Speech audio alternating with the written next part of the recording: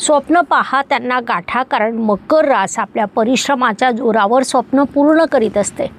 तुमच्यासाठी पर्वत कधीच उंच नसतात, कारण तुम्हाला चढाईतही आनंद मिळत असतो. मकर रास जिद्दीने शिखर गाठते. परिश्रम आणि शिस्त ही तुमची खरी संपत्ती आहे, कारण निसर्ग कुंडलीचं दशम स्थान म्हणजे मकर रास होय. भाग्य व शुभसंकेत या दृष्टीने विचार केला असता मकर जातकांसाठी या महिन्यात अनेक शुभसंकेत निर्माण झाले आहेत. त्यात प्रामुख्याने सांगायचं झाल्यास महिन्याच्या सुरुवातीला तुमचे भाग्येश भाग्यस्थानात विराजमान आहे, ज्याला आपण अत्यंत मोठा शुभसंकेत म्हणू शकतो. 9 तारखेला पंचमेश देखील भाग्यस्थानात येणार आहे.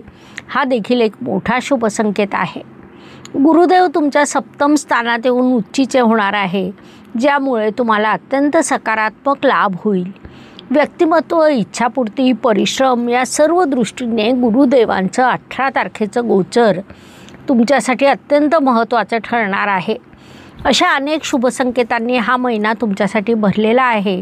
त्यापासून शुभ परिणाम प्राप्त होतील. या काळाचा सदुपयोग करा.